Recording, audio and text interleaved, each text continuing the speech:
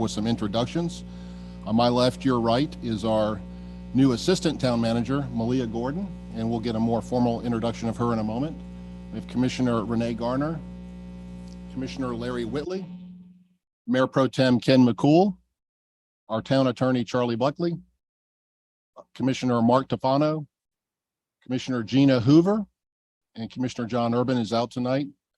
Next to where John would sit, we have our Town Clerk, Lori Canapino, our Planning Director, Jay Camp, and our Communications Coordinator, Maureen Keith, and Becky Hawk, our Town Manager, is on Zoom. She will be Zooming in tonight. We'll start with a invocation from Mayor Pro Tem Ken McCool. For all that choose to, let us pray. Father, thank you for everyone that is here tonight, for each mind and heart that fills the presence of this room. We thank you. Only you truly know what we are setting out to accomplish today. We have an idea, a vision, and daily instructions. We have talents, abilities, and time to work. However, only you can see perfect in every detail and every end of the beginning, every project, every season, and every life. Nothing ever is in vain, for even mistakes and missteps are used for good. Bless this meeting today, all those present, and all the lives that we will encounter afterward. Ready us to make every moment count. Amen. Thank you, Ken. That was very nice. Let's do the Pledge of Allegiance, please.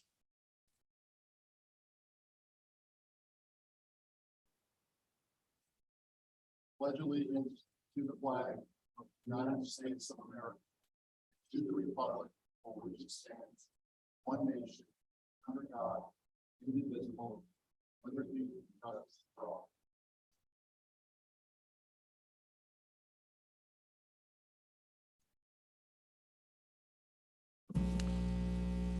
Okay, we'll move on to the next agenda item. We're going to ask Becky to introduce Malia Gordon. Thank you, Mayor, members of the board, and greetings from home. I'm dealing with a mild case of COVID, so luckily symptoms are mild, but I appreciate you letting me keep my germs away from you.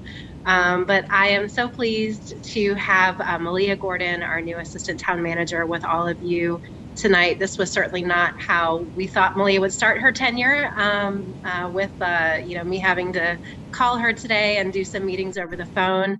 But we are so excited to have her join us here at the town of Matthews. Malia comes to us from the city of Charlotte, where she was most recently the Cultural and Diversity Manager. And she just has a wealth of experience in HR matters, in finance matters, strategic plan implementation. You name it, Malia has pretty much had some exposure to it. And so she really just shined through our entire process. And I was so thrilled when she said yes, when I offered her the position. And she and I still have some work to do to figure out the exact scope of her responsibilities with the town, but we are very excited to have her get started, and we know that she is just going to be an absolute asset to all of us. So please join me in welcoming her, and Malia, if you have a few words to share, we would love to hear from you. Thank you. Thank you, Becky. I am very delighted to be here. Today is day one for me. And so everyone has been very helpful. Staff has been friendly, residents have been friendly. So I feel like I'm at home, and that's a great thing. So I'm delighted to be here, delighted to be working alongside of you all to help Matthews be the best place to live, play, and work, and look forward to meeting you all and learning more about you and your community. Thank you. Thank you very much. You know, when Becky shared your resume with me, I was like, boy, I sure hope she says yes, because you have a very impressive resume. So welcome to Matthews. Look forward to working with you. All right, Becky, do we have any additions, deletions, or movements within the agenda? No, Mr. Mayor. Okay, thank you. Move on to public comment. Don't we need to vote? I'm sorry, let's adopt the agenda. I make a motion to adopt the agenda. Second. Okay, sorry. We have a motion from Commissioner Whitley, a second by Mayor Pro Tem McCool to adopt the agenda. All in favor? Okay, that passes unanimously. Thank you. Now we'll move on to public comment. We are now allowing 5 minutes for public comment. Anyone who's registered in advance will speak first, and after that, anyone in the audience who wishes to speak may do so. So we'll start with Jim Harzinski.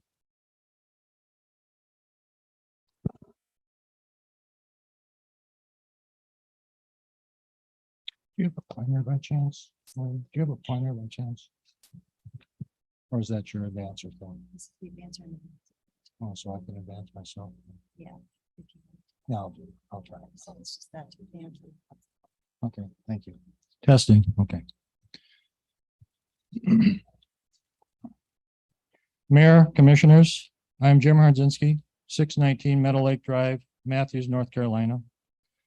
The information I'm providing should be provided to the website, to the town's information for these meetings as a hard copy. There's a PDF file of my speaking and a PowerPoint and the Excel worksheet I'm doing.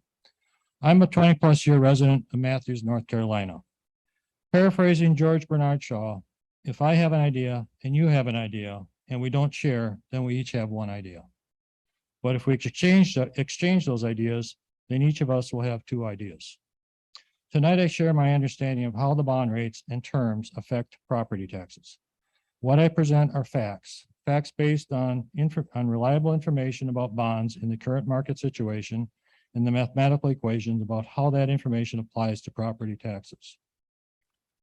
In the April 25, 2022 meeting of the Town of Matthews Board of Commissioners, bond terms were outlined as 3% bonds, 20-year period, requiring a $2.37 million budget addition and a mill rate increase of 3.7 cents per $100 valuation.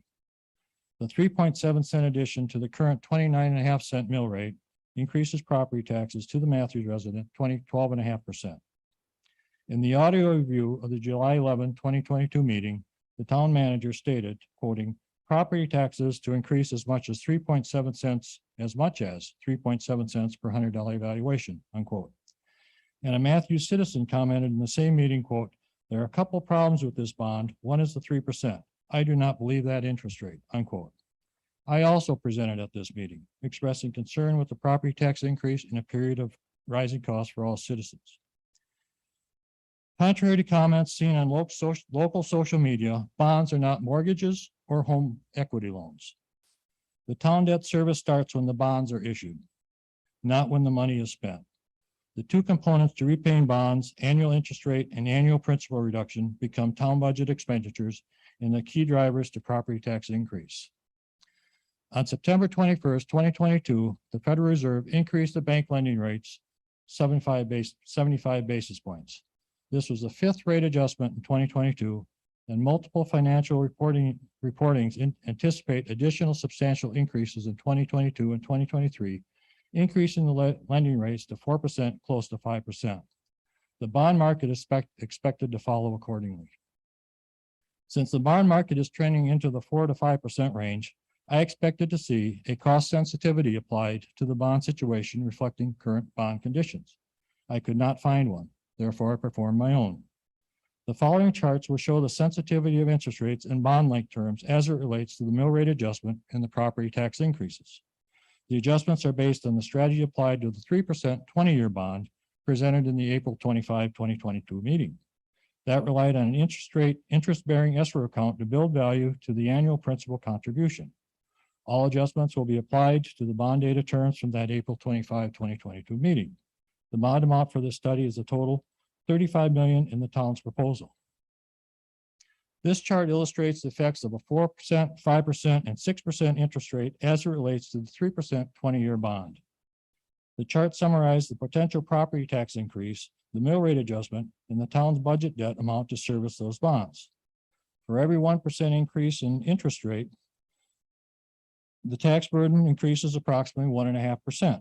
The potential property tax impact of the 20-year bond would be 12.5% to 16%, depending on the interest rate at the time the bond is issued.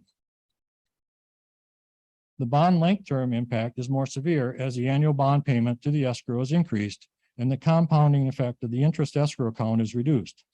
I consider the numbers presented here as conservative, meaning the numbers will actually be higher because of the complexity of the compounding interest reduction.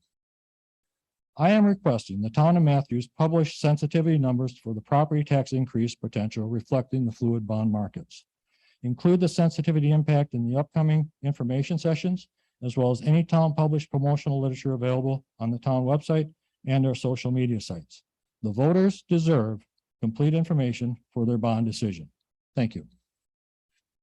Thank you, Mr. And Harzinski. you'll find there's a spreadsheet that'll be loaded into the town website for my calculations.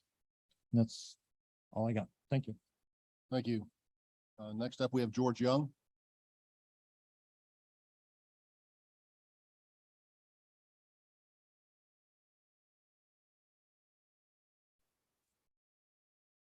George Young, 407 Vine Crest Drive, Matthews, North Carolina. I'm actually talking about the same topic with the bonds, specifically the issue of the interest rate. I used to work in a large corporation in their finance accounting department. We once had $100 million of like a floating loan amount. We would monitor the interest rate. It was the type of loan where we could pull money at a given time if certain cash flow issues became an issue. If that happened, there was an immediate reporting that happened to multiple people, including the CFO and the board of directors. So for the town of Matthews, with a budget of around $25 million, wanting to get $35 million in debt, okay, I've been a little bit surprised, to be blunt, that, for instance, when it was requested, we had the public hearing, it was only 3%, and there was no asterisk saying this quote is from Merrill Lynch, blah, blah, or this is from Morgan Stanley, or this is from Bank of America. It was just the number put there. Where did it come from? I'm also surprised that up to this point, I've not seen it in the managed report to you, which are essentially board of directors. Every month, you should be given an idea of what's going on with the interest rate, particularly what's happened with the Federal Reserve. Federal Reserve is probably one of the steepest inclines they've been doing in years on interest rate. 75 basis points repeatedly, which we just saw just a few minutes ago. And they're going to continue to do that. I actually, through my broker account, took a look at North Carolina municipal bonds currently, and they are up sharply. There's some of the bond holders have taken some pretty big losses because of the change in the rates. This then affects, if you were to go with $35 million, sell them, the numbers that are currently being used are bluntly wrong. And you as the board, and fiscal issues are one of the issues to take care of.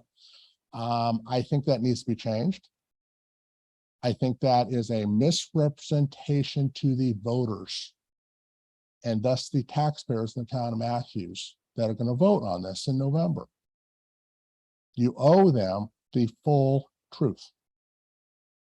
You also should get the full truth from the town manager. On a monthly basis, the new interest rate, you should have a person at some place, this is a banking town, and it looks like you're not getting it, or maybe you're getting it and no one in the public though knows about it. There are people right now with 30-year mortgages that are seeing their ability to buy a house crumble. $400, $500, $600 increase from a year ago for the same purchase price because of the increase.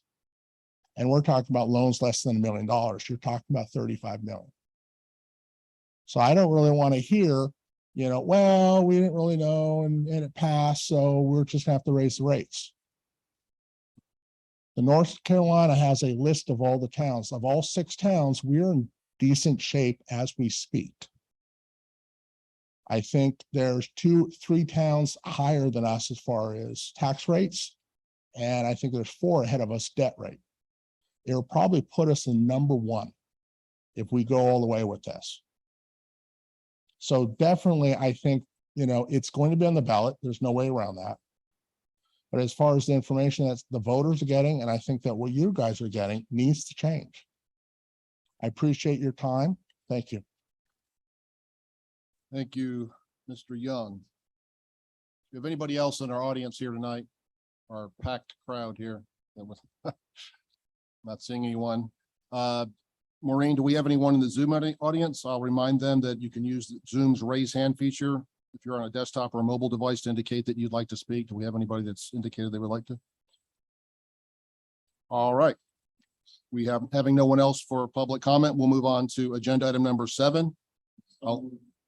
Okay, we have a motion by Commissioner Whitley to recess the regular meeting for a public hearing on the sale of Matthews Station Street. Second from Commissioner Tufano. Any discussion? All in favor? Okay, that passes unanimously. Mr. Camp. Thank you, Mr. Mayor. I'll be brief. This is a little bit different than our zoning public hearings. We are here to announce the proposed sale of our property on Matthews Station Street, parcel ID 215-01234. The property appraised for $250,000, and that is the proposed sales price to Brom Investments LLC. Happy to take any questions you may have, and certainly the public is invited to weigh in on the proposed sale. Anything else you want to add, Mr. Attorney?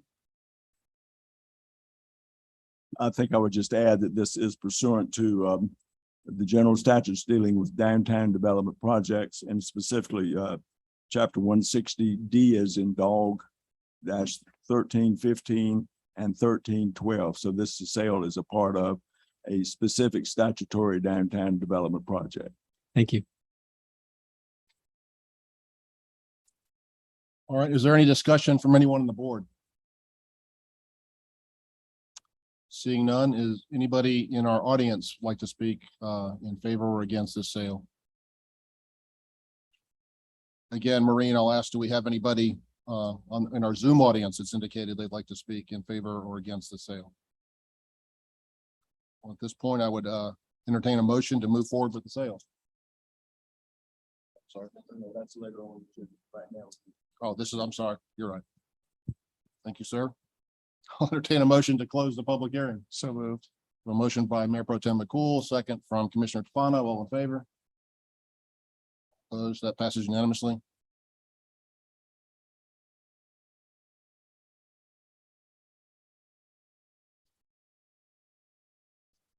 To entertain a motion to close the public hearing and reconvene the regular meeting.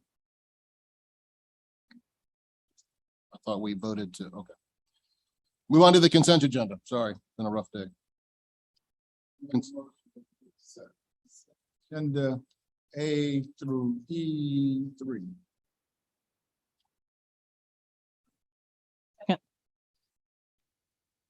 Okay, we have a motion from Commissioner Whitley, a second from Commissioner Garner. Any discussion? All in favor? Any opposed? That passes unanimously. We'll go on to unfinished business. Item 10A. Consider the sale of Matthews Station Street, which I tried to do a second ago. Mr. Camp. I really don't have anything else to add. As you can see here, 2 weeks ago, you all approved the revised development agreement, Brom Investments, as well as the site plan architectural elevations. Once the sale has been approved, the developer can move forward with the design and permitting process. And Mr. Buckley, I believe you'll be coordinating closing with the buyer. That's correct. Okay. That's all I have for you. I'll make a Commissioner. motion that we approve the sale of Matthews Station Lot Parcel ID 215-012-34 to Brom Investments LLC. Commissioner Garner, would you add to that and that the town manager be authorized to sign the closing documents? And that the town manager be authorized to sign the closing documents. Correct. Motion from Commissioner Garner. Do we have a second? Second by Commissioner Tufano. Any further discussion? All in favor? Opposed? That passes unanimously. Thank you. Congratulations, MB. Good luck. Let's move on to the next item. B, receive update on construction at Matthews Veterans Memorial Park. Mr. King. First time he's ever made a presentation this early in a long time. Yeah, I don't know how to behave right now. All right, so thank you, Mayor, Town Board. Staff has engaged in multiple conversations with Dennis Lucario, who does represent CMS, Charlotte Mecklenburg Schools. The conversations have centered on the condition of Matthews Elementary School, its need to be rebuilt, and a potential partnership with the town of Matthews and CMS. So in November of 2023, there is a voter referendum plan, and if Mecklenburg County residents vote in favor of funding the CMS facility improvements, Matthews Elementary School does rank very high as a rebuild project. The exact location of the rebuild for Matthews Elementary School is still being determined. It could be in the rear of the site or it could be in a completely different location. So with that, either option does present the opportunity for an expanded downtown park on the existing Matthews Elementary School site. So now thinking about the ideas of an expanded community gathering space in downtown Matthews has been part of our vision for many years. And this partnership with CMS could be the way that we make that happen. Now, the existing Stumptown Park and Matthews Veterans Memorial Park could be repurposed with the expanded downtown park located across the street if this does come to fruition. So now currently the improvements to Matthews Veterans Memorial Park are on pace to begin construction in January of 2023. Costs at this point are expected to exceed $200,000. Staff does recommend a pause at this point in the project, just related to bidding and construction of those improvements. Staff would like some time to vet this potential partnership with CMS. Staff would return to the board and ask permission to resume improvements to the planned Matthews Veterans Memorial Park improvements. One, if the partnership proves to no longer be an option, or if the voters in November of 2023 do not vote to fund the improvements to CMS facilities. Now, staff does recommend continuing with the progress being made on developing signage for Matthews Veterans Memorial Park. The language and detailed information for the signage would maintain its value. Most importantly, this is a very energetic and motivated group at this point. They've made a lot of progress over the past few months, and we certainly want to keep that momentum. And the signage information would be ready for fabrication either in the current location or modified to adjust to a new location. So this pause would result in the preservation of the estimated $200,000 in expense until a permanent location is determined for Stumptown Park and Matthews Veterans Memorial Park. I hope I'm prepared for any questions. Corey, could you maybe go over briefly the punch list of things that were to be done with the $200,000? Yes. So I'm going to speak visually here. I'm going to picture the park. Sorry, I don't have an image. So starting at the far east of the site, it would be installation of the 2 entrance pillars, plaques marking the entrance locations, improvements to the sidewalk on that side, continuing east or north, moving west.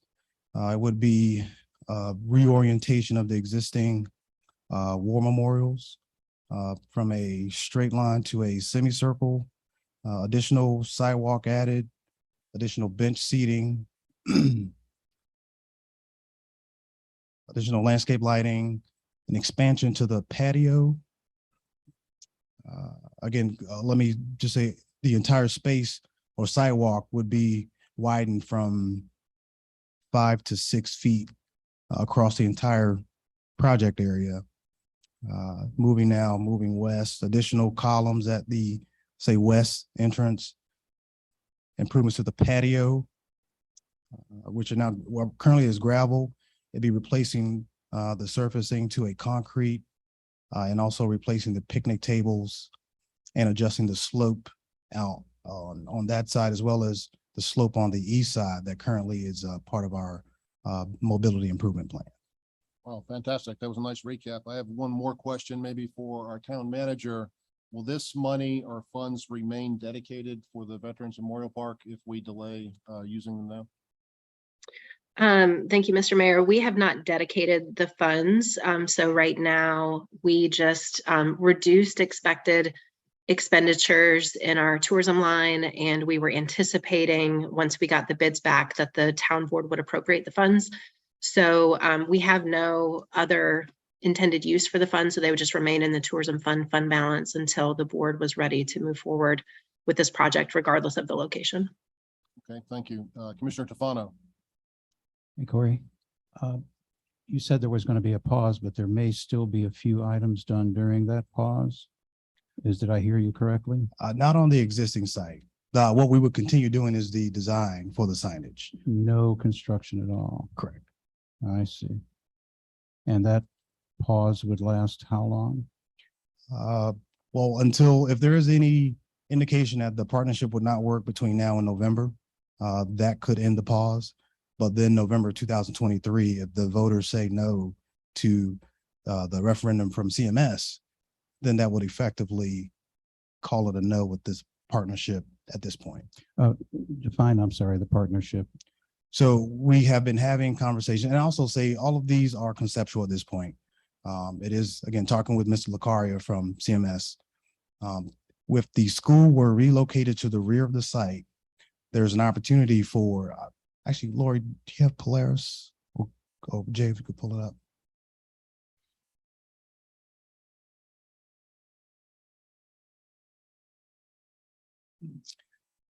So the idea is, while Jay's pulling that up, well, one thought in terms of construction process, CMS could theoretically allow students to continue attending in the current location while they build in the rear of the site, which would be where the cursor is, which would lend itself to demolition of the current structures at the front of the CMS site along Trade Street.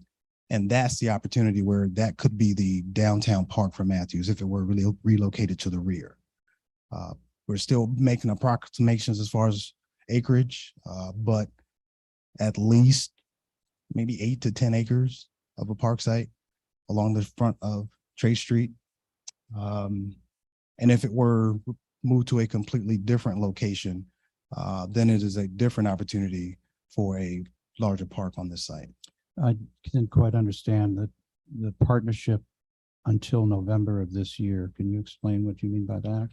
Meaning that be the referendum effectively could, or if it is a no, could effectively end the partnership at this stage. Oh, I'm sorry. For some reason, I thought I heard you say the referendum was 2023 for the It is. CMS bond. Correct. I'm not talking November 22, November Okay, 23. That's where the confusion came in. When you Yes. said November, I assumed it was this November. No, Okay, so 2023. So what you're saying is this pause is going to last all the way till November of 23. Yes. I see. Okay. All right, we'll discuss concept and possibly doing something during that pause at a later time. Mr. Buckley? Perhaps a little clarity, Corey. I think what I heard say was that in your negotiations with the current CMS staff and personnel, you could determine as early as this fall if that was going to move forward or not into the partnership. No, I'm sorry. Every November Everything is still November of 23. 23. Yes. Okay. But I thought that I was like the commissioner, that I heard something in this fall with your negotiation with the staff. And if that broke off, then we would go ahead and move forward. But the second part of it was the vote on the CMS bonds in 2023. I apologize. Every reference to November is 2023. Gotcha. Okay. Just wanted clarity for everybody. Commissioner Whitley? Thank you, Mayor. Corey, now, I know we are setting a pause for a little over a year, depending on if CMS decide they want to move forward with this project. If in November 2023, the voters decide not, we will then resort back to continue that $200,000 for the same existence as of today. Yes, we approached the board again and asked for permission to resume. Okay, thank you. Yeah, I struggle with this a bit, excuse me, because I'm as enthusiastic, I think, as others on this board for the Veterans Memorial Park. However, we might have the opportunity to move it and make it even better than it is now, possibly larger in a better location. So it doesn't make sense to me to spend $200,000 on it's going to just be sunk cost if we're going to move it. So I would be supportive of this. Corey, is there any way maybe to get temporary signage or signage that could be maybe lifted and moved to a new park to maybe show good faith to the folks who want the park and to the veterans? And, just to, I know we talk about, there's all these big plans for $200,000, maybe a cheaper temporary solution to bridge the gap for a few years. I mean, we could explore some options. Again, with the signage, we do want to continue the momentum, with this group. Of course, what I have found is that signage that's intended maybe to be movable, in the moving of it, you essentially destroy it.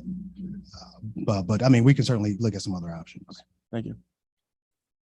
think the intent of this item was to be informational, just to see if anybody had any great heartburn over it, or is everybody okay with the decision to pause?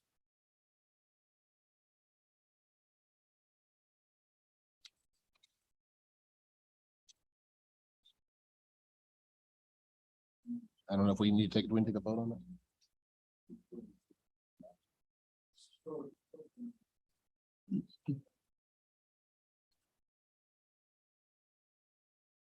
Okay, we can approve it. I'm sorry. A motion to approve, pause. Mayor, I make a motion that we approve pausing the advertisement of a public bid process and subsequent construction of improvements to Matthews Veterans Memorial Park and Stumptown Park while a partnership opportunity with CMS is vetted.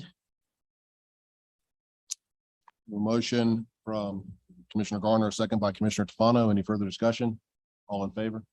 Any opposed? That passes unanimously. Move on to next item C, Commissioner Tefano's presentation on bond issuance. And somebody, you're gonna drive this presentation over there. Commissioner Tefano, the floor is yours, sir. Thank you. Wait till the presentation arrives.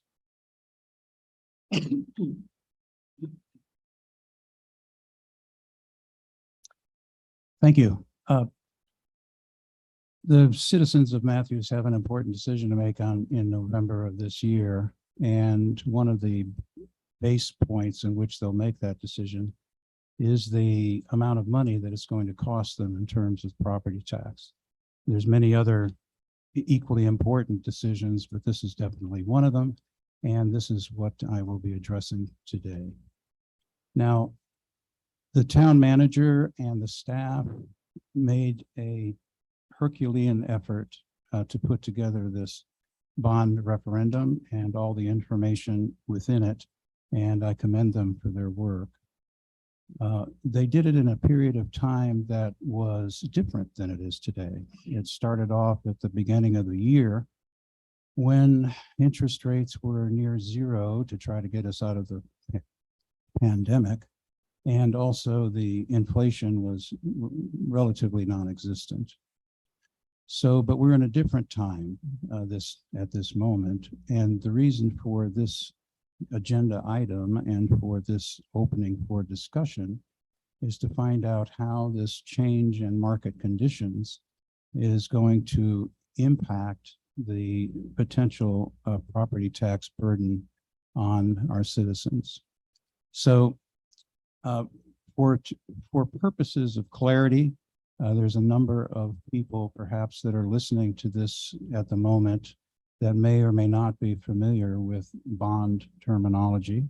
And so I'm taking this opportunity, if I may, to give a basic syntax definitions.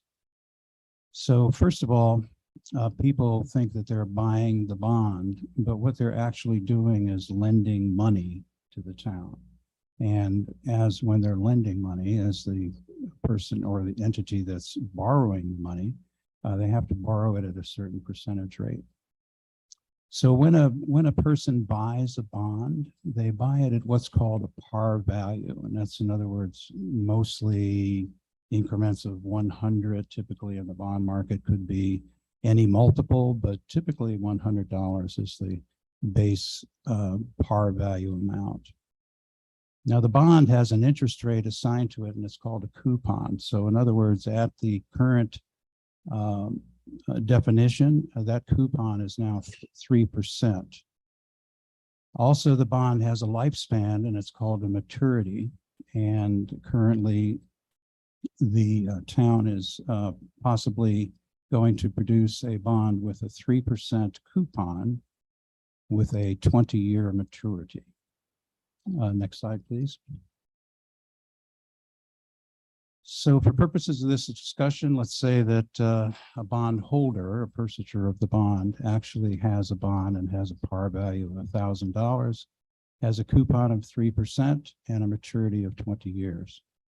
So that at the end of that 20 years, the bondholder will expect to receive 3% of that $1,000 every year. So that would be that amount that they would receive regardless of the maturity. So every year they would get 3% of their par value. When the bond matures, they would get the entire par value back. So during the course of that 20 years, they would get that 3% of that $1,000 every year, and then they would get the full $1,000 returned to them at the end of the maturity. Next slide, please. So for purposes of this discussion, the bond issuer is going to be us, the town of Matthews, and we're issuing a group of bonds with a total par value of 35 million, with a coupon of 3% and a maturity of 20 years. Now, we as a town have an obligation to put aside enough money every year to pay for the interest payments to the bond holder and also to pay for the total par value at the end of maturity. So every year we have to put aside a particular amount of money. We have to put aside at least the 3% of the 35 million, and that's assuming, and I want to make a caveat statement here, and that's assuming that we're going to be issuing all 35 million at a time. For purposes of this discussion and for simplicity purposes, that's what we're going to be talking about. So every year we have to put aside 3% of 35 million, which is $1.05 million. And at the end of the maturity, we have to have $35 million in order to pay back the bondholders. Next slide, please. So through different calculations, and we won't get into those at this point in time, but the town of Matthews has decided that $2.38 million aside every year would satisfy the 3% annual interest payment, and the remaining 1.3 million roughly would go into an escrow account that has an interest bearing 3% compounded, simple compound over a period of 20 years.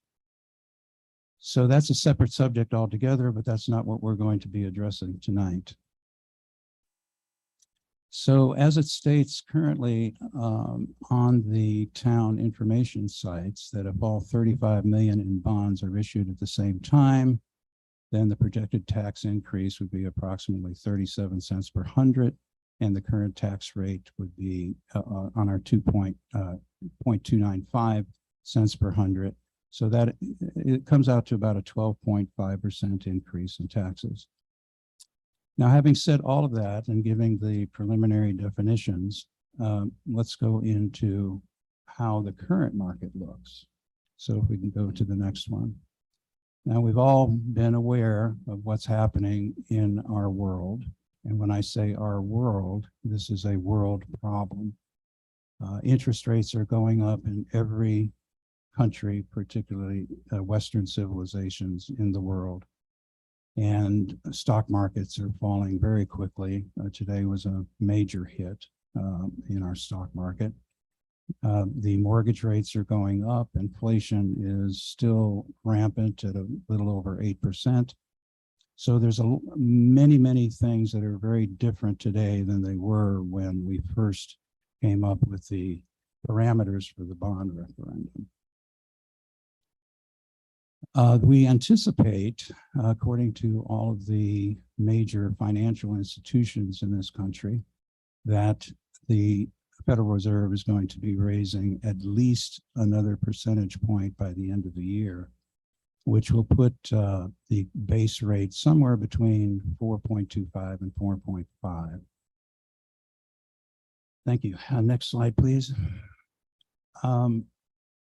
So the information that I was able to gather is that most of the bond transactions that are taking place right now are in maturities that are less than 20 years. Next slide, please. Okay, what's happening, and unfortunately, probably the citizens cannot see this right now because of the overlay of the pictures above the graph. I don't know if that, there we go. Okay, thank you very much. So bond rates are rising very fast, and typically municipal bonds will be 1 to 2% higher than the federal reserve rate. So at this point in time, municipal bonds are selling somewhere around 5%.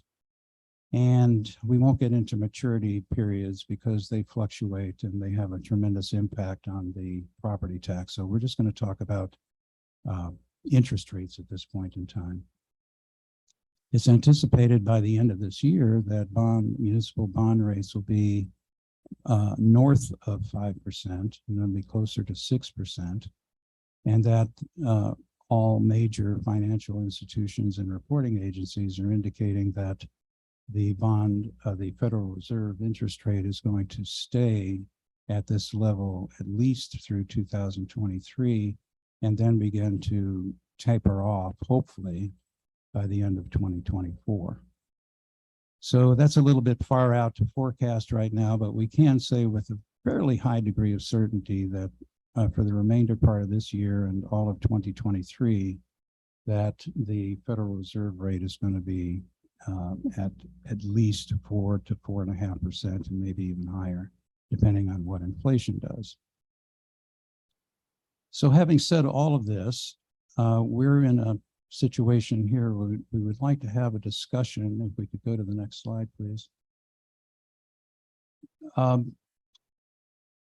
If we were to take into consideration the current market and to say that we stay with a 20-year maturity, but go to a 5% coupon, it means that our required tax increase would go from 12.5% to 16.303%. So the discussion here this evening is that how do we cope with the fact that we're in a completely different economic situation, financial situation in this country, how that is going to affect the amount of money that we're going to need to raise on a yearly basis in order to satisfy this bond, and how in turn that affects the tax burden on our taxpayers. The ultimate question is, once we decide whether or not we are going to abide by the current market conditions, how do we relay this information to the citizens of Matthews so they have the information they need to make an informed decision in November? So the next slide, please. One of the other things that tangentially affects this, and something that needs to be brought into consideration, is the fact that there is going to be a revaluation in Mecklenburg County of property taxes, property values in 2023. This is just brought up only for the purpose of stating that if this town remains revenue neutral after that revaluation, then there won't be any additional tax burdens on the citizens. But it is something that needs to be discussed, and the citizens, I believe the citizens need to be aware of this potential impact, as well as the current market conditions. Next slide, please. So the big question for discussion tonight is, should the tax increase of 3.7 cents per hundred, which is published as part of the information package, be adjusted to reflect current market conditions and future financial market conditions? And if so, how is this information going to be relayed to the public? So thank you very much for your time. Thank you, Commissioner Tufano, for bringing this topic forward. I've seen quite a bit of discussion on social media about this. I've seen information and disinformation on social media, so it's good that we can discuss it, get it all on the table, so the taxpayers here in Matthews know what to expect with a bond referendum. So I'd like to start by asking our town manager to respond with some of the data that you received from the LGC. Ms. Austin. Sure. Thank you, Mr. Mayor, and thank you, Commissioner Tufano. You certainly bring up a lot of data points and a lot of information. And so where I put my focus was to go to the Local Government Commission, which is responsible for handling all bond sales for all local governments within the entire state of North Carolina. So if a local government, this is really for the benefit of the viewing audience as well, if local government issues a general obligation bond, it goes through the local government commission 100% of the time. So they're really the experts on the market and how North Carolina is impacted by the market, and then most specifically how a locality like the town of Matthews can also be impacted by it based on our fiscal solvency and the strength that we would be bringing to the bonds that we would be looking to have issued. So I spent some time with Tony Blaylock, who is a financial analyst with the local government commission on Friday. And just as a bit of background, Mr. Blaylock has 40 years of experience in the municipal bonds market, and he has been employed with the LGC for over 5 years. And using some of the questions that Commissioner Tefano posed or some of the information that he provided, I asked Mr. Blaylock if he could provide some answers to some of this information to help provide a more specific context as far as what the town of Matthews would likely be able to expect. So it wasn't something that you touched on in great detail, but it was there up on some of the slides related to the number of years of the bond issuance. And obviously a 20-year bond is going to have a very different annual payment than a 10-year bond. And so the first question that I asked Mr. Blaylock was if he had any concerns with the town of Matthews' ability to issue bond with a 20-year repayment. And I'm going to go ahead and read his answer here. He said, I can definitively say there's almost zero risk we would not be able to sell 20-year bonds for the town of Matthews. The only time this would ever be an issue is if the entire market has frozen up, which we do not foresee happening at this time. All bonds are required to receive at least 3 bids for the fair pricing rules. If we were to try to sell 20-year bonds today for the town of Matthews, we would expect 7 to 10 bids thanks to the fiscal strength of the town, as well as the strength of the North Carolina bond market in general. Selling 20-year bonds for the town of Matthews would be as simple as getting the documents together, getting it on the calendar, and proceeding. We sell 20-year bonds all the time for localities across the state, and Matthews would be no different. So based on that information, we feel very solid that a 20-year term for any bonds that we'd be looking to issue is a very realistic time frame to forecast on. The next question to Mr. Blaylock was, while it's impossible to know what the exact interest rate will be when a locality goes to issue bonds, how is the current market impacting interest rates, and what might a town like Matthews expect as we move forward? And this was his answer. First, I need to state the mantra of the LGC is that we don't sell and issue bonds based on wants or rates. We sell and issue bonds based on needs. When the town needs the money, the LGC schedules and sells bonds. That being said, you'll want to first refer to the Bond Buyer 20 Index, or BBI, to see nationwide rates for bonds with 20-year maturities. Even with the Fed's rate hike yesterday, this was last week, even with the Fed's rate hike yesterday, the current rate for 20-year municipal bonds is currently 3.89%. However, thanks to the reputation that North Carolina holds in the marketplace for fiscal strength and stability, we can consistently count on North Carolina bonds to sell at interest rates that are lower than the BBI.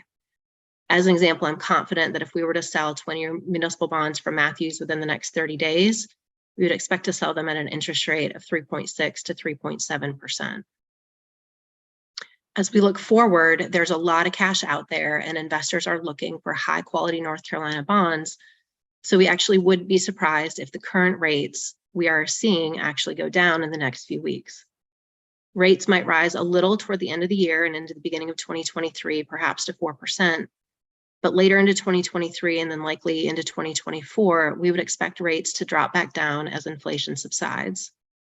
All that to say that even if a flat 3% interest rate may not be achievable at this exact moment, it is not wildly out of line with where we expect the market to head by the time Matthews might be looking to complete its first bond issuance in late 2023 or into 2024. Also remember that even if you ended up issuing bonds at say 4%, they can always be refunded at a lower rate after 10 years of interest rates have dropped lower.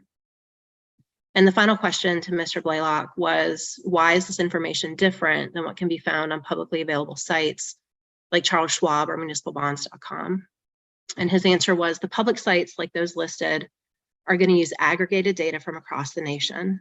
The information is not specific to North Carolina and the uniquely advantageous position we are in, thanks to our reputation for fiscal strength and stability. When you add in the fiscal soundness of a North Carolina-based community like Matthews, you can expect your rates on a 20-year bond issue to consistently beat the National Bond Buyers Index. So in light of the information that we were able to get from Mr. Blaylock, and certainly I will defer to the majority of the board on this, but between his confidence in that 20-year bond option, his anticipation that the interest rates will be lower by the time we are looking to issue our first bond, and the explanation that he was able to provide regarding why our outlook is different in North Carolina than the national market, I'm comfortable with the information that we have provided as a projection to the community as being an accurate representation based on everything that we know today of where we think we would be looking at needing to have a tax rate impact if all $35 million in bonds were issued at one time, which, as we've discussed on a number of occasions, is an extremely aggressive issuance schedule. And under no circumstance do we foresee actually issuing all $35 million at once. It would be spaced out over the 7 to 10 years that we would have permission to issue the bonds. We would be retiring debt as we make those payments. And so the actual tax rate impact, we would expect that 3.7 cents to actually be on the higher end of what we would expect. Becky, I'm wondering if you could also address a couple other points. First of all, Commissioner Tofano's presentation indicated that you pay the interest rate on the entire principal every year. That's not correct, is that right?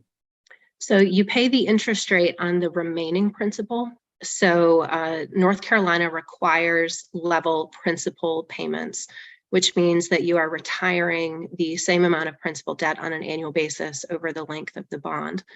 So as you make future payments, the interest is only calculated on the remaining principal. So your annual payment is actually reduced every single year. So your year one payment is going to be the absolute highest that you would ever pay on that. And then it goes down, in this case, many, many thousands of dollars annually as you retire that principal. So the way the aggregate of a 3.7 cent tax increase was calculated on the 3% was an average over 20 years. No, the 3.7 was actually the highest amount in year one. So when you look at the aggregate over the 20-year term, the actual amount of revenue that you would need equates to lower than a 3.7 cent rate. I've got several other things I want to say, but I want to give Commissioner Tofano a opportunity to respond.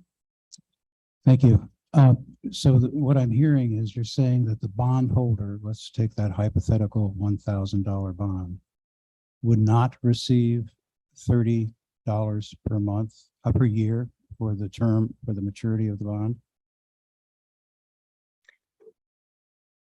My world is on bond issuance, meaning we put the application together, we run the calculations, we have confirmed our amortization schedules through the School of Government as far as the amount of revenue that we would need to be generating in order to make the debt service payment. So my focus is on the debt service payment that would be required for the town of Matthews. As far as what a bondholder does or doesn't receive, that is beyond the scope of where we put our focus. But we have confirmed that our amortization schedules are correct in how we are calculating what those annual payments would be through the School of Government and their financial experts. The interest rate is paid on the outstanding principal, and the principal amount lowers every year because you're paying it off. I'm going to take exception to this. I would like you to make a public statement to potential bondholders of North Matthews bonds, the hypothetical $1,000 bond at 3%, that they would not receive $30 per year for every year for the maturity of the bond.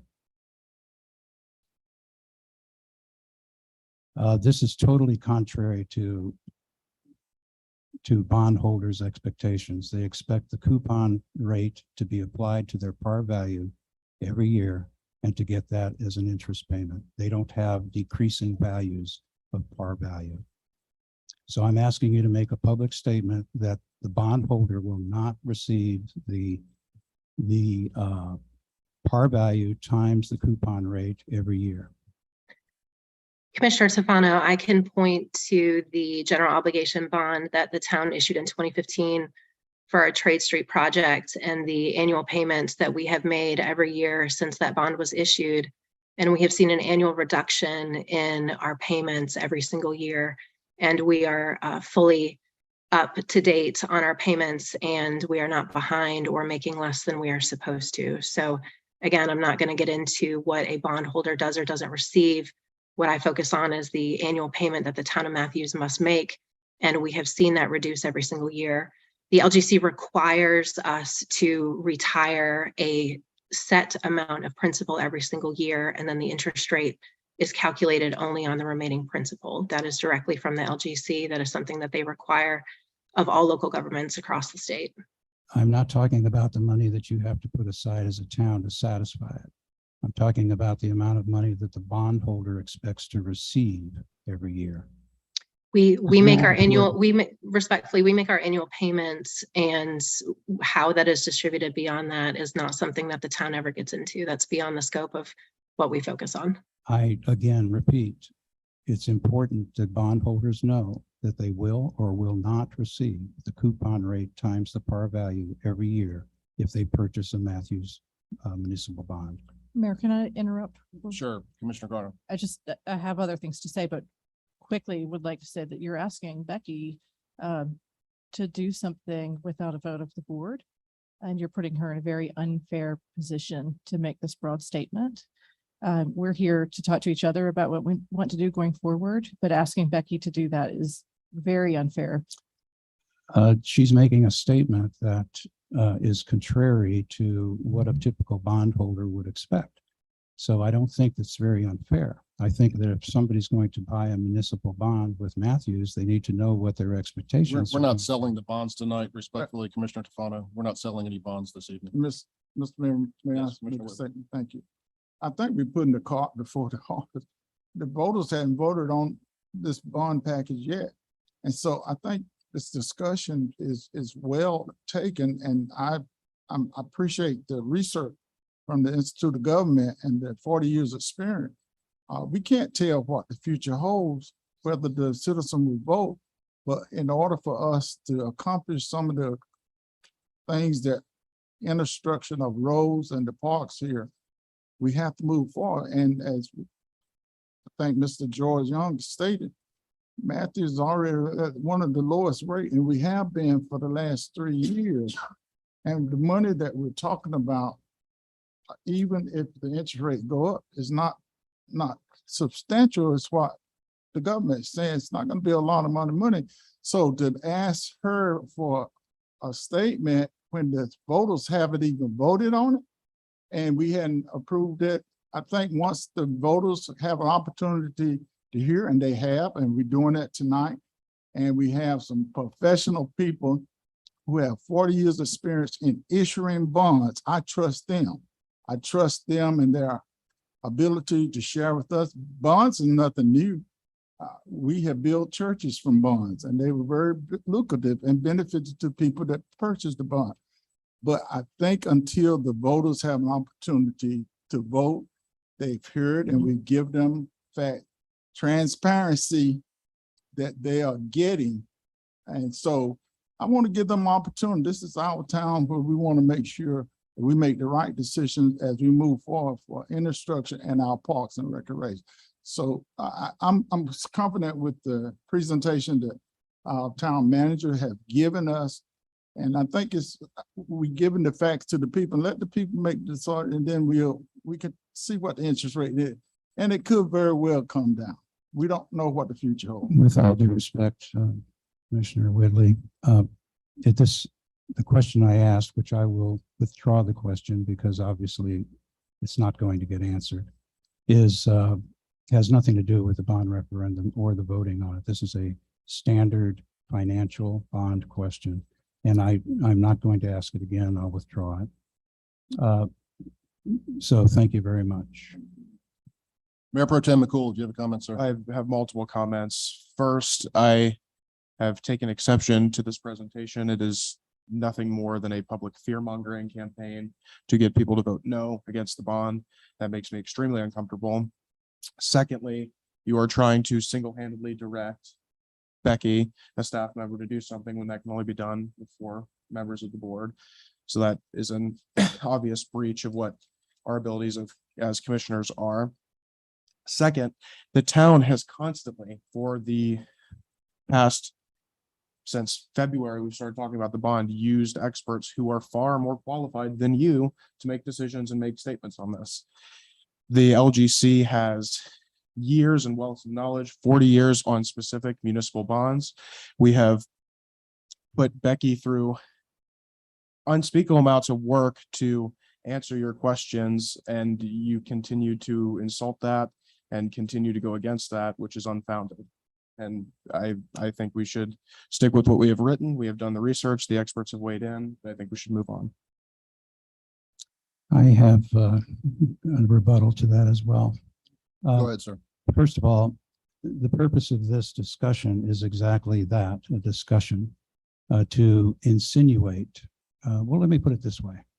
There's nobody in this room that knows what Mark Tufano thinks or what's in Mark Tufano's heart, except Mark Tufano.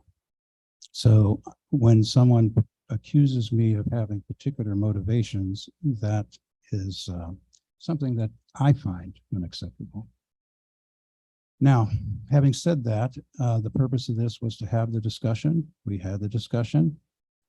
So I think the basic question is, and the question that I wish to have had answered, and hopefully we can answer it tonight, is if there's going to be any adjustments to the information being presented to the public. If not, then that's the will of the board, and I will accept that. But that's the question on the table. So if I could address that, the insinuation, Commissioner Tufano, with respect, is that we are somehow deliberately misleading the taxpayers of this town. And I take great offense at that, sir. We arrived at 3.7 cents and 3%. Admittedly, rates are going up. They could go up as high as 4%, is what the experts say. They expect them to come back down. We can't predict the future. So the range of 3 to 4% is a reasonable range to put forth before the people. There's nothing that's nefarious or trying to downplay what the cost ramifications will be. We're not selling any bonds tonight. We don't know what the rates will be going forward. If they're horrific, we won't issue the bonds. It's that simple. I'll remind this board that the public has repeatedly told us that they want the projects that are very important to the town. Adding 100 new parking spaces downtown, creating a more walkable, accessible downtown, completing Purser Halsey Park, completing the downtown loop. These are all things that we cannot afford with our current tax base. And if we want to do them, we're going to have to pay a little bit extra. We have natural growth in this town also that we're not considering. There's natural growth that we're growing a lot. I believe that number is something like 1.8% per year. Is that correct, Becky? In that neighborhood. So Yes. growth that will offset some of these things. Just because we issue the bonds doesn't not necessarily mean we have to raise taxes, although we probably will a small amount to cover them. But we have to pay a little more. The difference between 3% and 4% is you know, a cup of coffee for the average homeowner per month. It's not a huge difference over a 20-year period. I think the big mover here is whether we can get a 10-year or a 20-year bond. And I think clearly it's been said that we can qualify for a 20-year bond and it will have no problem getting one. I believe the LGC, they've been in business since 1931. They've advised over 1,100 communities on the bond process. They've got a great record. And their experts have told us that our numbers are correct. Numerous experts have told us that our numbers are correct. So unless you can tell us how they're incorrect, I don't know what else we have to discuss. If your only argument is 3% is not right, okay, what is right? Is 4% right? Again, we're not issuing the bonds today. So.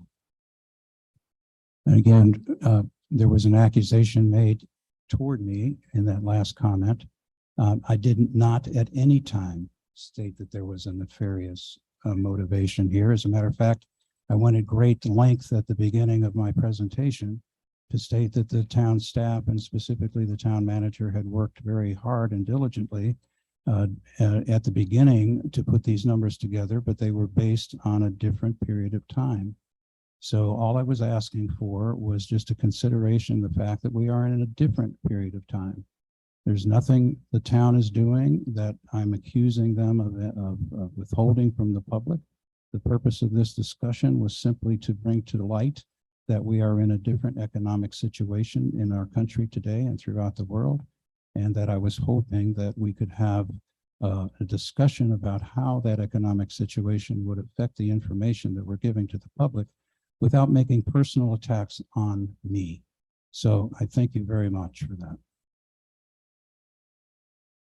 Today I looked, when I comment, today I looked at the, I want to make one more point. I looked at the Federal Reserve rate over the length of my lifetime, and I'll be 60 years old in May.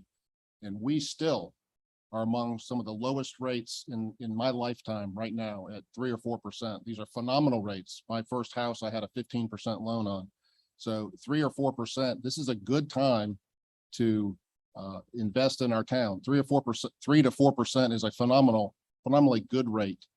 We don't want to wait till that rate goes much higher. Commissioner Hoover. Thank you. I'm not going to bring up what's been discussed here. I'm looking at it a different way. I'm constantly getting phone calls from constituents about 3.7 and their displeasure of the information on the website. So I guess what I am asking is if it's possible, we can be a little bit more transparent with the website. And if the wording could possibly say, you know, it could go up or down depending on the market. Sure. And also that a lot of people have asked me, where's the money going? For what? I mean, they show the projects, but break it down, show the money for which project, because that's what I'm getting asked a lot. And that's for me, I would to educate the public more in that direction. And that's all. Becky, would you care to respond to that? Yeah, we can certainly do that. So, you know, one of the issues that we have had is we did provide professional cost estimates for the projects. The exact cost is going to, of course, not be known until we're ready to bid. So there is a little bit of wiggle in each of those totals in order to try to account for cost escalations and what we anticipate is going to happen with construction and materials as we move forward. But certainly being able to add the dollar values as we understand them today and what we used, you know, this very board saw those cost estimates and came up with the totals that are going forward on the ballot in November. And so, you know, if that is the desire is to add the dollar figures that we used for each of those projects, that's certainly very easy to add. I do believe in the FAQs, there is some information on the fact that there's going to be some variability in the market, and there's a lot of factors that come into play regarding when this or a future board might ultimately decide to issue a bond and all of the factors that go into that. But if some added language related to, you know, we don't know exactly what the market will look like, you know, we can certainly look to add some of that as well. That is not a problem at all. Okay, is that the will of the board? I certainly have no problem with that, to add the disclosure that Commissioner Hoover mentioned. Thank you. As we've seen it, and I think that'd be good that they listen of the projects that transportation was issued, and then for the bonds, for the parks as well too, so they know what parks we're talking about. And how much for each project so that they can see where the funds would go. I'm sorry, go ahead, Commissioner Hoover. I'm sorry. I think they would understand it better and to actually see where the money's going. And let me reiterate an extremely important point, and that is that there is, I'll say 0 or 0.001% chance that this board or any future board would ever issue all $35 million worth of these bonds instantaneously at the same time. In speaking with staff, the staff here cannot handle that load of projects going on at one time in the town. So that's never going to happen. We're never going to issue $35 billion worth of bonds at one time. not going to happen. Is there any further discussion? Commissioner Garner? I have some comments, but also I made a slideshow and like to bring that up if you can. And hopefully it will work because I'm not not that adept at slideshows.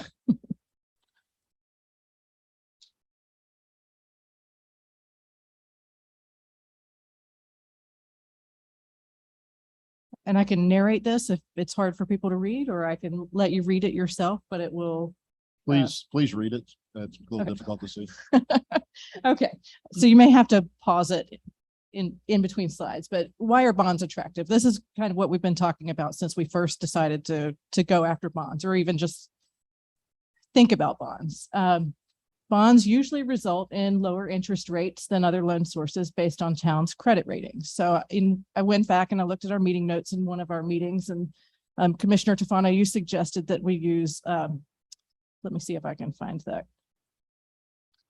that we use a hybrid approach by doing bank loans for some projects and paying the higher interest rates on the bond items. So I think Becky's made it clear that we're going to get really great rates using these bonds. We don't need to harp on that. The 20-year payback period is something that's really intriguing to me. It is embraces something called, which I had never heard this term before, but intergenerational equity, meaning that the projects we are investing in are getting paid for through different generations. It's not just putting the burden on us, and we can do these amazing transformative projects for Matthews by sharing that cost with the future. One of the beauties of bonds is the ability to monitor and respond to economic conditions. So if we get a project ready and we see that the interest rate is not appealing to us, we don't have to move forward with it. If we see a really appealing interest rate, we can go back and we can refinance, or I'm not sure what the word is that Becky used. The stuff generally puts me to sleep. And as the mayor just said, these projects can happen sooner than anticipated because they're not built into our annual budget.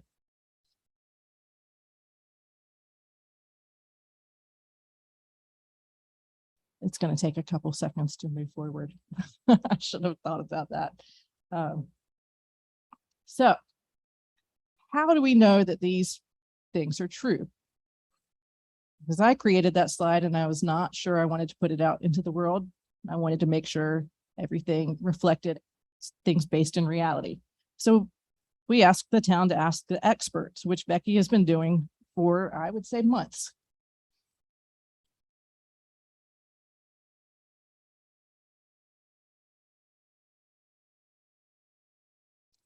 Who are our experts?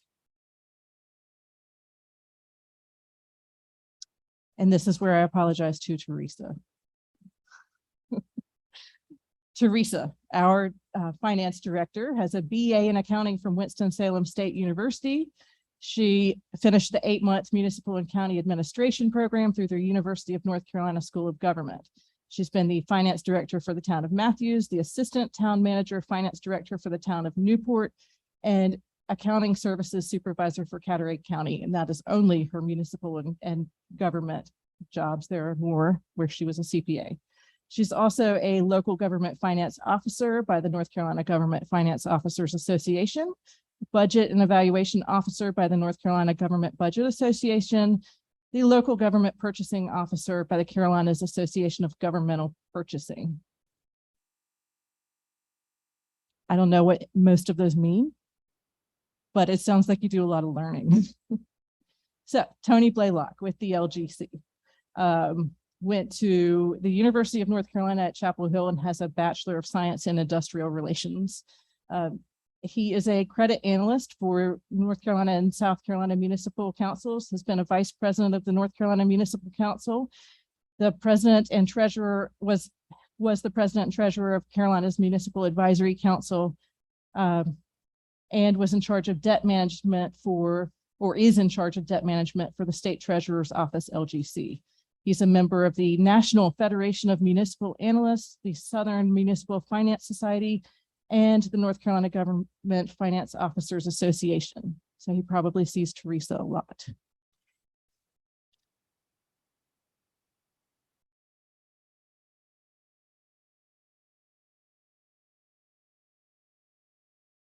All right, Scott Leo is our bond counsel. He went to the University of North Carolina at Chapel Hill and got his JD. He has an MPA from the University of North Carolina at Chapel Hill. He went to NC State University and got a BA. He is an American College of Bond Counsel Fellow, one of the best lawyers in America in public finance law, part of Chambers USA, America's leading lawyers in banking and finance, public finance, and is a North Carolina super lawyer, 2006 and 2008.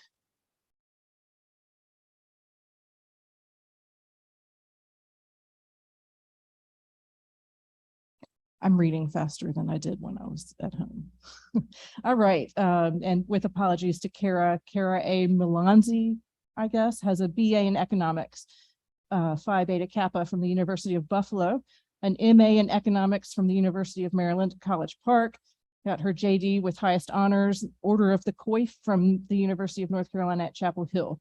She also served as the editor-in-chief of the North Carolina Law Review and is now a Robert W. Bradshaw Jr. Distinguished Professor of Public Law and Government at UNC Chapel Hill. Mark Fano, business systems consultant, business analyst, technical lead, agile coach, Scrum of Scrum's master.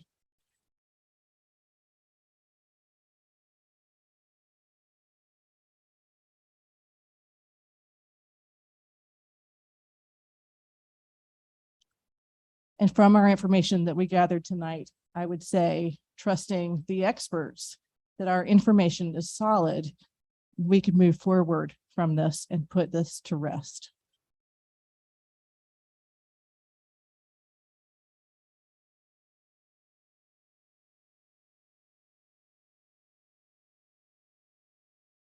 So what I've heard is a consensus from the board is we do want to put some disclosure information and some additional cost for the projects on the website. Becky, I would suggest that we also put information that says the interest rate may change, but we believe that 3% is within the range of what's reasonable, but it could go up or go down before bonds are issued. Is that the consensus of the group? Does everybody go along with that? Is there any further discussion on this item?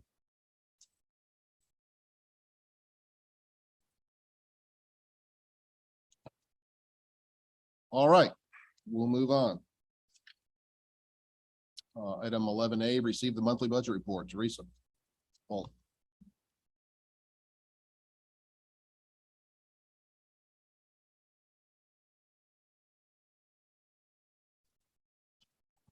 Thank you, Mr. Mayor and members of the board.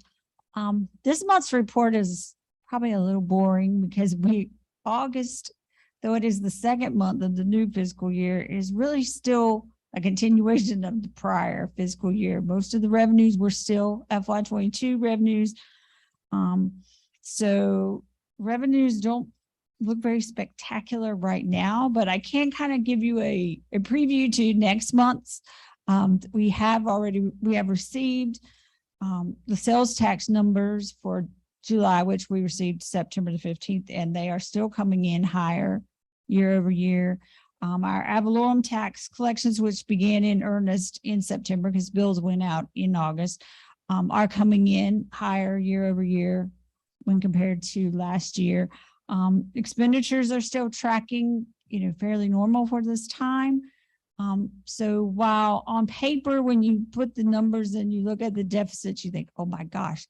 However, we are still in very solid fiscal standing, and we are not finished completely with the FY22 audit. However, the numbers are still looking very well and very much in line with what I presented to you a couple of months ago. To what do you attribute the great performance? I mean, being up year over year.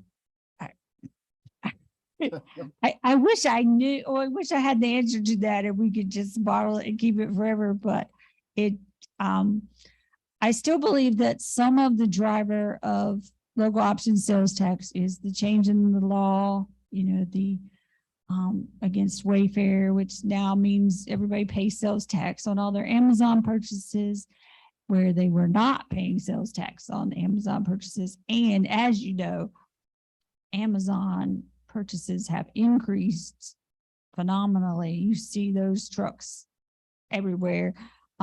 So they are a very strong competitor in the market, and now we are reaping the benefits by people having to pay sales tax. And the food and beverage tax money, we actually received our first installment of, we received a check, and we, in September, will show revenues that exceed the budget for the full year for the prepared food and beverage tax. So again, I think people were inside for a long time, which explains the prepared food and beverages. They're going back out. They're enjoying being out and about with people. And then the Amazon and any other online ordering that you must now pay sales tax on, which, 2019 and prior, you did not have to pay sales tax on those items and those purchases. Okay. Thank you. Are there any questions for Teresa or comments? We've never had a bad report from you. I like this. That's right. I hope we keep that going. Yes. Thank you. Teresa. We'll move on to the next item. Consider funding for asset inventory program. CJ. Thank you, Mayor and boards, and I'll change my answer for that. I think Matthews is a place, great place to be. And I think we have lots of good things here that people want to come and see. Kind of good segue into this. I want to figure out what all those things are that we have in our right of way. So, we've been building our road system and everything within the right of way. Since before I was here. We haven't done a good job of is capturing all of those assets that are in the right of way. We do a fairly good job of looking at our roads every 3 to 4 years to do a pavement condition study on that. But a lot of the other assets in there, we don't have a good handle on what's there. There's a company that we worked with, I think in 2018. It's called Good Roads. It's a local company. They're based, I can't remember, he lives in Matthews and works in Charlotte, but he's local. And he came up with this company that takes instruments and they put them on cars and drive around town. And then they take all the data that those instruments collect and they use AI to go through them and pick up certain things. We use that for a pavement condition survey in 2018. Very inexpensive compared to having people go out there and ride each one, look at each one, and having trained observers do that. The data that we got in 2018, it was very young. We were actually the first place that they had ever done that. But the results were still fairly good. It wouldn't be something that I would have relied on at the time to figure out what we're doing for the next decade, but it compared fairly favorably to the regular one that we did. Since then, they've done other pavement condition surveys. They've done it from Charlotte to Pittsburgh and a lot of places in between. They've used all that data to continue to train that AI, and it's gotten much, much better. However, it's still fairly cheap for what it is. Mary, you okay? Fine. Okay. All right. It's also a very inexpensive way of picking up other assets, which we haven't. So what I'm asking is to allow us to use them to go out. We will actually ride the roads. We'll put those instruments on trash trucks to go around as they do their routes. And then the police are going to help us out with some of their citizen volunteers for any of those streets that the trash trucks don't go down. And what we want to do is pick up a bunch of different things. So pavement condition survey, which is about time to do. Pavement marking survey, which we've never done. We don't have a good idea of what markings are out there and what needs to be replaced that we really need to get up to date on. Speed humps, MUTC sign inventory. This is something that we're supposed to be doing, is inventorying all of our signs and their conditions. And I'm sorry, I want to say that this does not do the condition for the signs. It's only location and what it is. Manholes and valves, stormwater catch basins, sidewalks, ADA ramps, street lights, street trees, amenities that are in the right of way. And then the fire department also asked that we pick up fire hydrants while we were out there. they can get that done for $41,150, which is a bargain for everything they're picking up. Is this going to be done in lieu of your other pavement study or in addition to? That is a good question. The pavement condition survey portion of this is roughly $8,000. The typical pavement condition survey that we do is closer to $30,000 range. With the changes, I would still want to do, I think, one more, doing it the regular way to compare data before I feel comfortable just relying on this on its own. So probably next year I'd be looking to do the regular pavement condition survey. Fair enough. And I understand the need for some of this data, but I'd be remiss if I didn't ask the question. Don't we know where our streetlights are and where our manhole covers are? I mean, isn't that data that we already have somewhere? So streetlights, no, that's kept by Duke, and they keep it pretty close to the chest. Wow. We've, Okay. when we asked for the downtown area, because we're going to be updating those lights, it took about 4 months and a few signatures to be able to get just that data. So we don't have it for all the roads. Manholes and valve locations, each entity keeps their own information. So Charlotte Water does for water, sewer, Piedmont Natural Gas has it for their gas valves, and so on and so forth.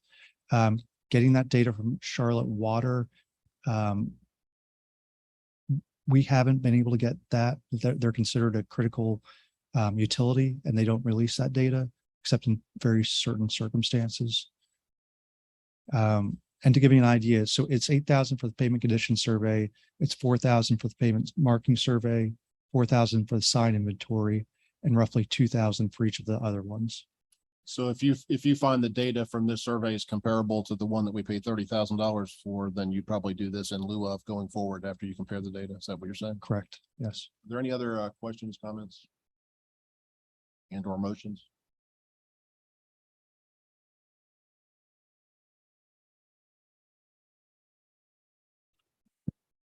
Mayor Pro Tem McCool. I had one question.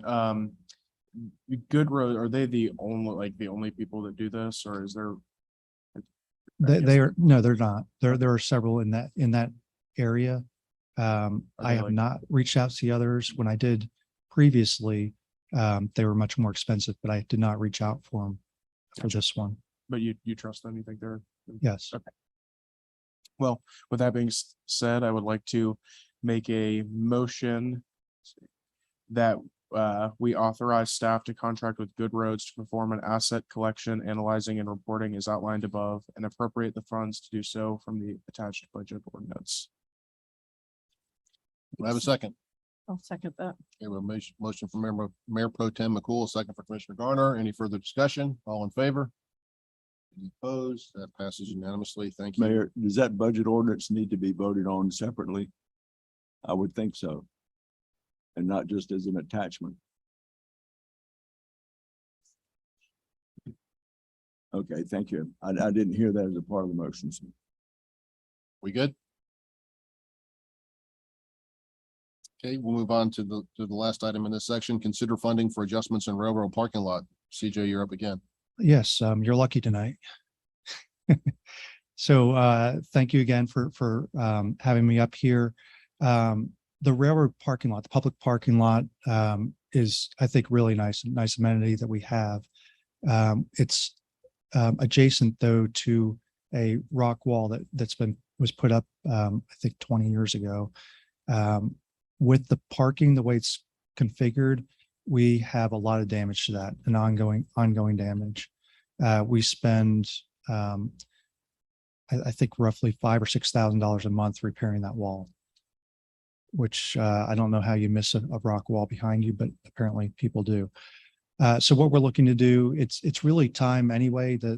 It's ready for a new seal coat, so this is a good time for us to reconfigure it, use that seal coat to paint over the striping that's there, put in new striping so that they're facing the rock wall, so that hopefully people can see the wall in front of them rather than the one that was behind them.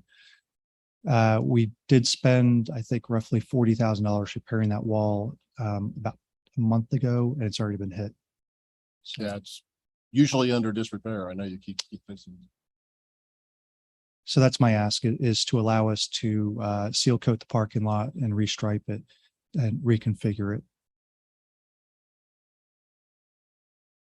Any questions, comments, or motions? Commissioner Tufano. Yes, CJ, what is the status of remarking the pedestrian crossings on Trade Street? So I asked about that. Yes, no, what's today? It may have been yesterday. No, that was Sunday, Friday.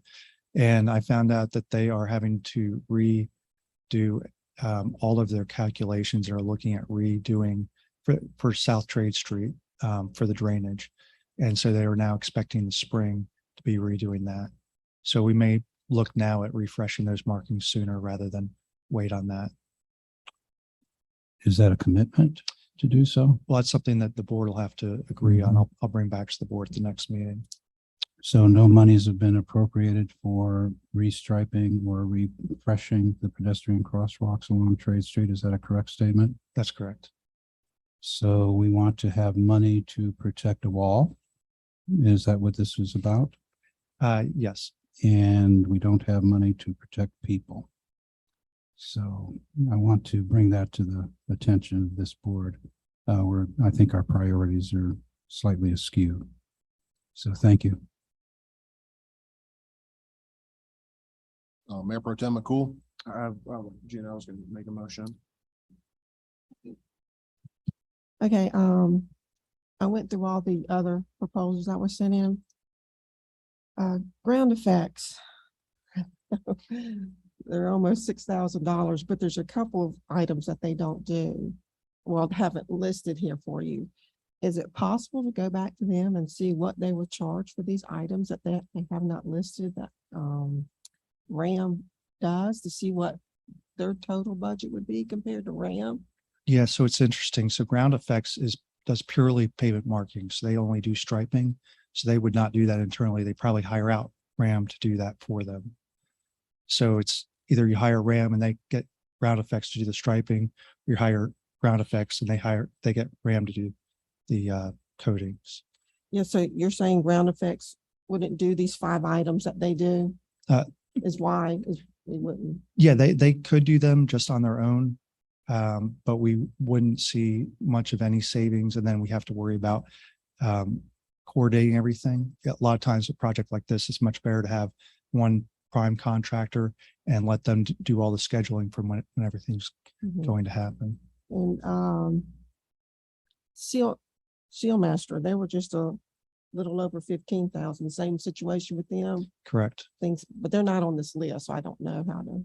So is that the spreadsheet? Yeah. Yeah, I'm sorry. Yeah, I don't know that's what they do and sure. don't do. So Seal Master only does pavement coatings, but they only do a specific coating.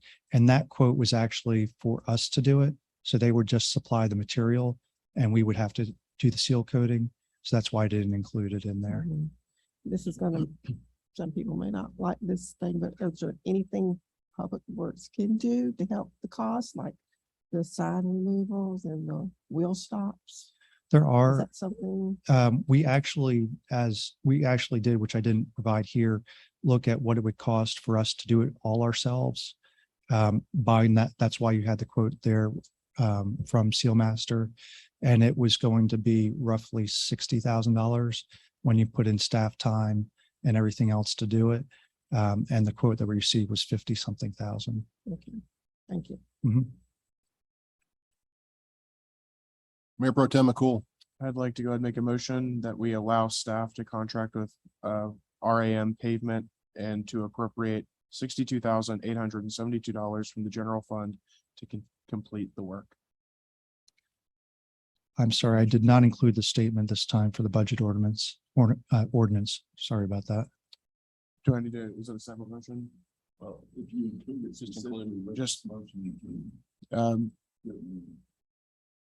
would the best way to word it? This would be the. And to include the attached budget ordinance. I'll second it. All right, let me make a comment before we vote. I'm going to vote in favor of this because this is something that's continually requiring attention because it's always under disrepair because people run into the wall. So it's important that we take care of it. That being said, I would like to see, CJ, maybe a follow-up to Commissioner Tefano's comment, maybe what it would cost to get this striping, on Trade Street advanced, moved up a bit. It is important. So, Agreed. any further comments before I call the question? All in favor? Any opposed? That passes 5-1 with Commissioner Tefano voting Thank you. no. Move on to the mayor's report. Just have a quick comment. I attended the President's Cup golf tournament this weekend with many of the local mayors from Mecklenburg County, and I just want to say that there was a lot of positive buzz about Matthews. A lot of people were commenting about how thriving and vibrant our town is and how much they enjoyed visiting here. And so it was really good to be the mayor of Matthews there because there was a lot of very positive comments that I think reflect positively on this board and all of our staff and the people that live here. So I enjoyed that. That's all I have. I do want to give Commissioner Whitley an opportunity to mention his breast cancer and leukemia walk. And public. As you well know, I am a twice cancer survivor of leukemia and non-Hodgkin lymphoma, and my wife is now a survivor of breast cancer. And so we had started in 2019 a walk for cure. And because of pandemic, we were not able to continue, but this is our second time coming, and we're encouraging all of you and all the citizens to join us in this walk. It's October the 8th, 2022 from 10 to 12. We'll be gathering at Mount Moriah and we'll walk through the sports complex all the way around to the bowling alley and then come back to Mount Moriah. Certainly the pre-registration date was to be ended on the 18th, but we extended to the 30th. It's $25 for adult, children, 5 to 12 is $10, and the day of the event is $30, but all funds will be donated to St. Jude Children's Hospital. So thank you so much. Come out and enjoy and walk with us. And just have a good time fellowship with us as well. Thank you, Mayor. Thank you, Commissioner Whitley. Town Attorney's report. No report, Mayor. Town Manager's report. Ms. Hawk. No report. Entertain a motion to adjourn. So moved. No second. Motion by Mayor Pro Tem McCool, a second by Commissioner Whitley. All in favor? All opposed? Good night.